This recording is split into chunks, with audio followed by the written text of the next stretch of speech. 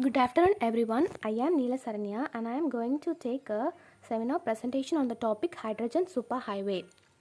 Let's see the contents of this presentation. The contents include introduction, working, components, magnetic leviation, applications, advantages, disadvantages, and overview. Introduction. Hydrogen Superhighway was introduced by Justin Eric Sutton. So this hydrogen superhighway technology was introduced by a scientist called Justin Eric Sutton. This is a high-speed magnetic railway systems. So this hydrogen superhighway technique is also similar to the normal railway systems used in our country. But the only difference here is this technique uses magnetic leviation as a base for traveling. This hydrogen superhighway technique depends on hydrogen energy and solar energy. So the base elements of this technology is hydrogen and solar. So this hydrogen superhighway technology gets energy from the hydrogen and solar, and it doesn't get energy from any other resources like electricity or other somethings. So let's see about its working. Here hydrogen is the base for this technology. So hydrogen is obtained in the basic process that produces electricity. So here hydrogen is produced when sunlight striking electrophotovoltaic panels. Then it is used to convert water into hydrogen and oxygen. So by this process we get hydrogen. So here electricity is produced by hydrogen fuel cell technology. So let's see about what is fuel cell. A fuel cell is an electrochemical cell that converts the chemical energy of a fuel and an oxidizing agent into electricity through a pair of redox reactions. So in a fuel cell, some different types of redox reactions are taking places, and we get electricity and an oxidizing agent through this process. So by that way, electricity is produced here. So the components included for hydrogen superhighway technology is a passenger transport, where the passengers are taken to be transported. Then magnetic rails for the magnetic rails pays the basic support for the system, solar panels, and conduit closure. So let's see about the components of conduit closure. So the distribution system for conduit closure are water, natural gas, electric and fiber optic cables, hydrogen, liquefied waste. So see here, the conduit closure is placed inside the solar panel. So when sunlight strikes on the solar panel, the water inside the conduit closure takes some different kinds of reactions, and we got hydrogen and oxygen from that. So another important process used in this hydrogen superhighway technology is magnetic leviation.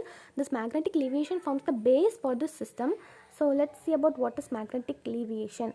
So magnetic leviation is otherwise called as magnetic suspension. So it is a method by which an object is made suspended with no support other than the magnetic field. So in magnetic leviation, the object is not placed on it, it is just made to suspended. That is like it is made to float above the magnets. So by using magnetic force, so magnetic force is used to make the object suspended over this magnetic field.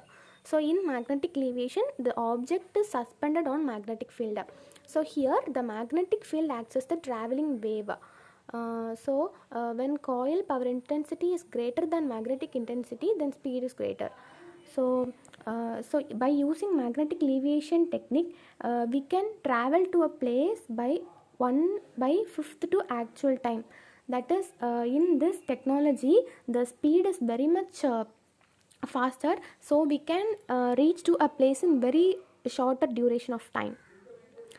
So now let's see about the applications. So by using hydrogen superhighway technology, it is used for public transportation. That means normal passengers like we people can also be traveling in that. Second is automobile transportation. It is used to transport a large automobiles and massive automobiles.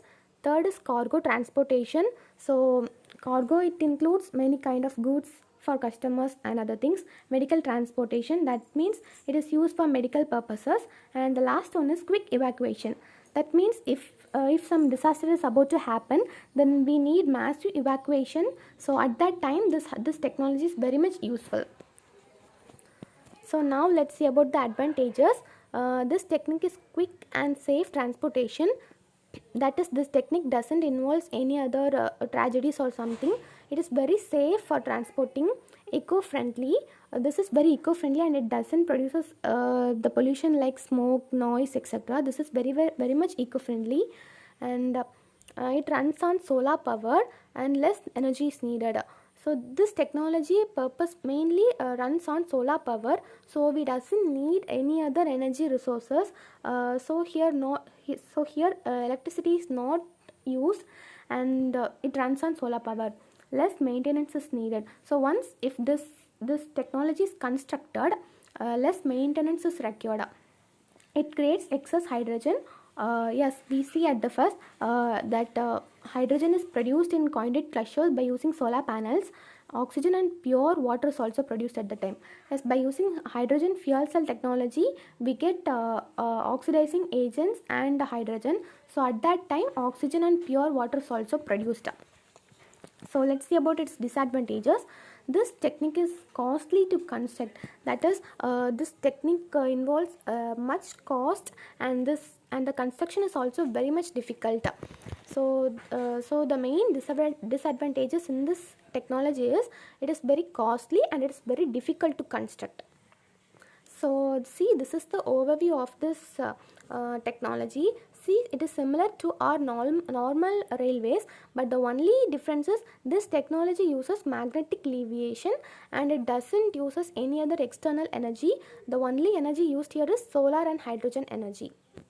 So if we use this technique in future, it is very efficient and we can also reduce the pollution, and we can also get water, oxygen from this technology. Thank you.